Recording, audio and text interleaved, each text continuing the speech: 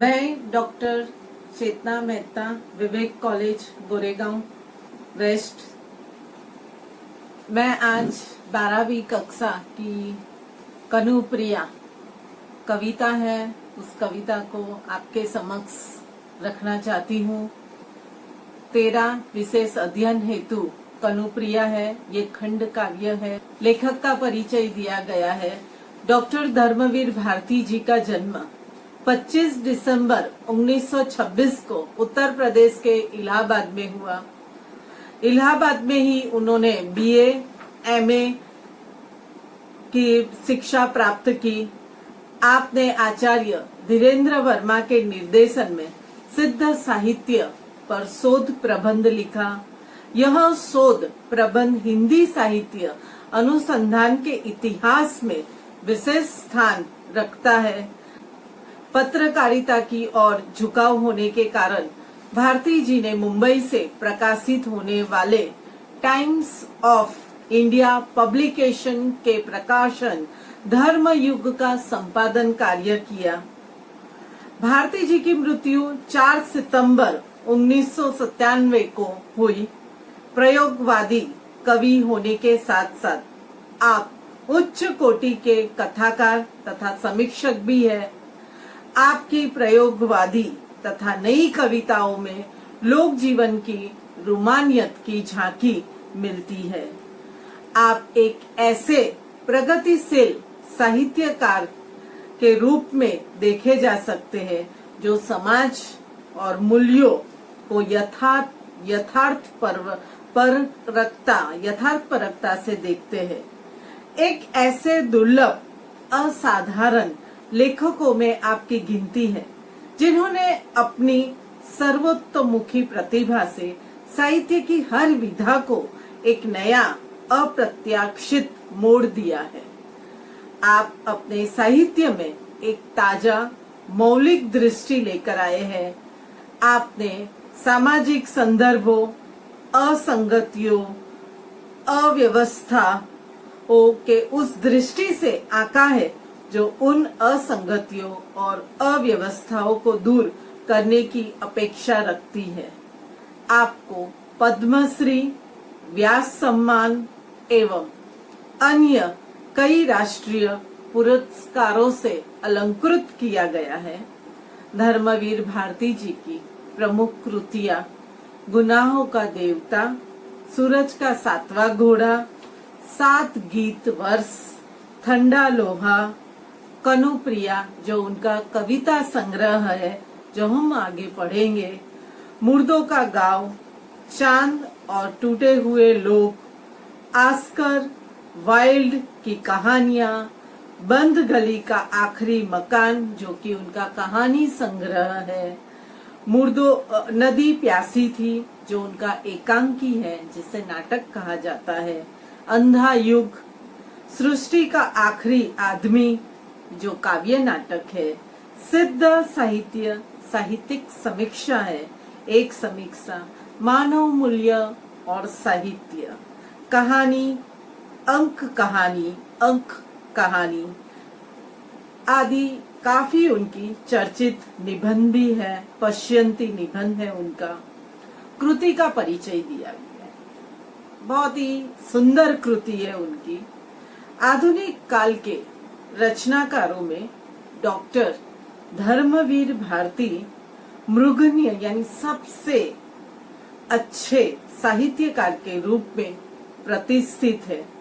कनुप्रिया भारती जी की अनूठी और अद्भुत कृति है जो कनु यानी कि कन्हैया की प्रिया अर्थात राधा के मन में कृष्ण और महाभारत के पात्रों को लेकर चलने वाला काव्य है।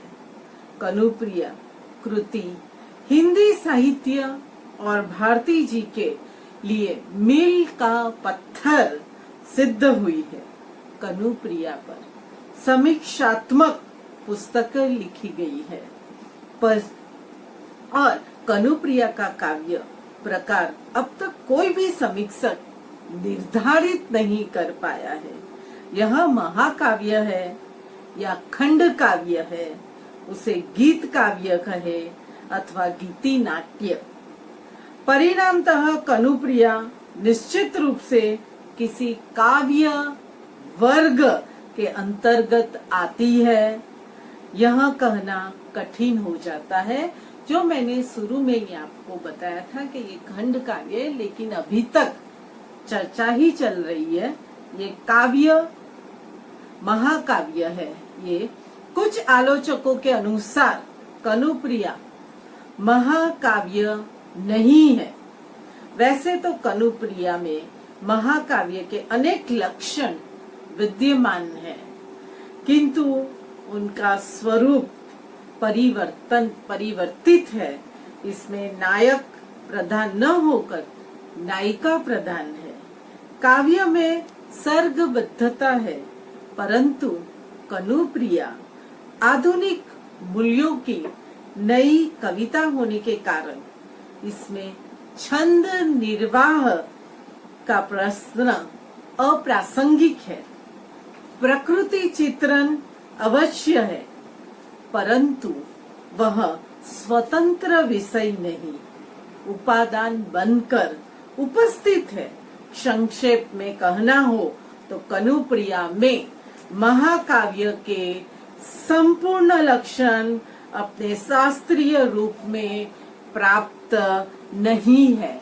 हम अभी कुछ आलोचकों के अनुसार कनुप्रिया में भारती जी ने सर्ग के रूप में गीत किए हैं, परंतु इन गीतों को यदि अलग अलग रूप में देखें तो ये अपने आप में पूर्ण लगते हैं। प्रकृति चित्रण भी उपादान के रूप में आता है।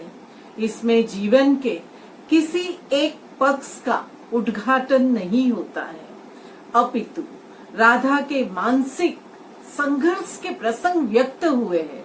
अतः कनुप्रिया को खंड काव्य की कोटि में भी नहीं रखा जा सकता। क्यों नहीं रखा जा सकता खंड काव्य? यहाँ पर उसका प्रस्तुतिकरण किया गया था।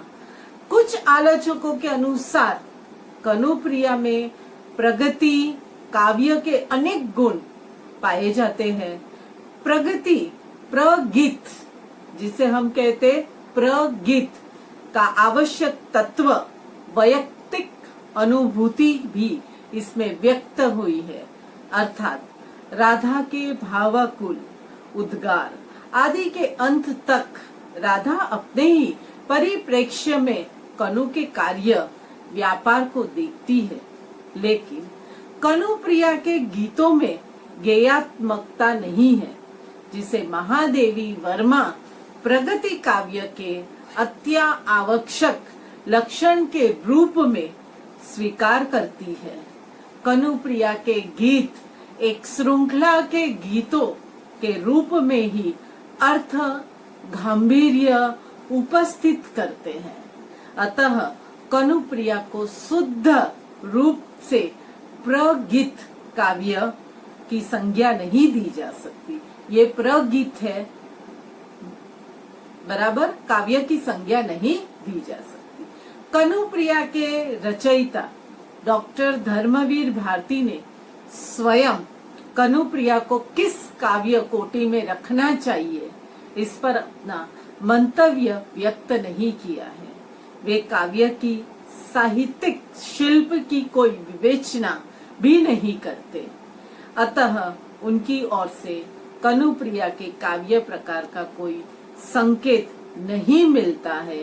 कनुप्रिया में भावों की एक धारा बहती है जो एक कड़ी के रूप में चलती है, और यह काव्य 5 खंडों में विभाजित किया गया है। राधा की दृष्टि से यह काव्य देखा गया है। बहुत ही सुंदर काव्य है, जिसे पढ़ने से आप लोगों को भी एक प्रकार की रोचकता आ जाएगी।